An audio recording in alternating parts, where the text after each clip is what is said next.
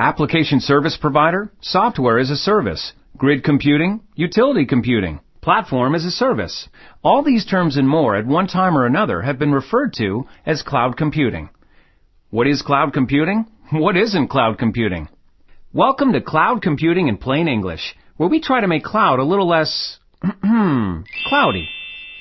So what is cloud computing really, and what can it do for you? Cloud computing is the convergence of three major trends. Virtualization, where applications are separated from infrastructure. Utility computing, where server capacity is accessed across a grid as a variably priced shared service.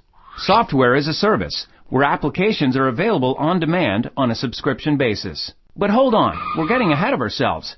To understand cloud, we need to go way back to the beginning of time. In the beginning, Al Gore gave us the internet. Then broadband got very cheap, and some smart folks realized that not everyone had to build in-house data centers. In fact, they realized that the computer running the application could be pretty far away from the person using it, and only a fast connection was needed between them. This led to software as a service. Essentially, big, fast machines in someone else's data center running an application that we access using our familiar web browser. Someone else owns the application, and we pay a fixed subscription fee. Hallelujah, right? Well, yes and no. On the plus side, we don't have to worry about the machines running the application because they don't belong to us. They're the other guy's problem. And we don't have to devote time and resources to developing and maintaining an application that we're not expert in. Both good things. But at the same time, the one-size-fits-all approach didn't work for large enterprises with complex requirements. Some companies didn't like the idea of data outside of their firewall, and the subscription model didn't align cost to usage. What enterprises wanted was the convenience and simplicity of SaaS, with the flexibility of traditional computing.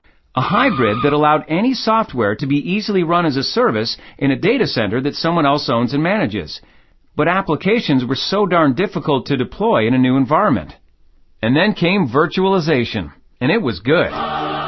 With virtualization, applications and infrastructure are independent, allowing servers to be easily shared by many applications, and applications to run virtually anywhere.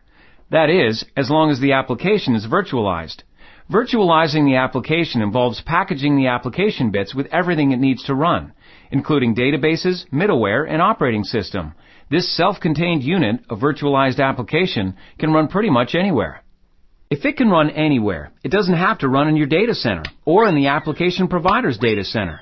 It can run in the cloud.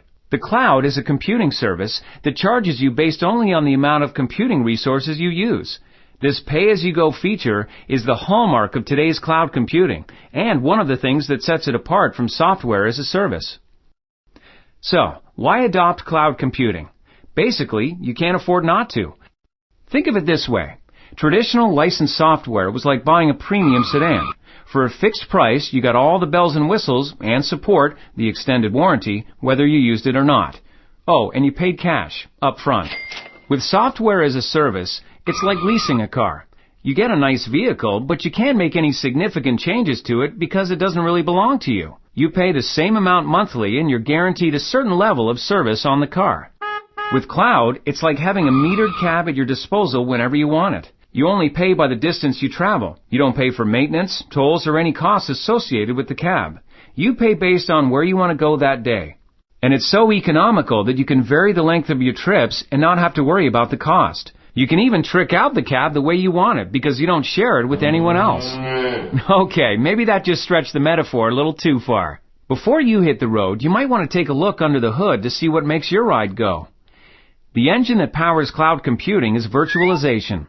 You can't move without your engine, and you can't deploy apps to the cloud without virtualization. So the first stop in any cloud initiative is to adapt applications to run as virtualized images.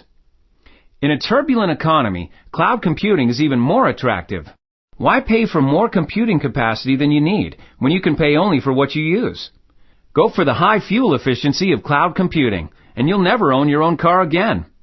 So, that's it. Cloud computing in plain English. We've covered a lot of miles in just a few minutes.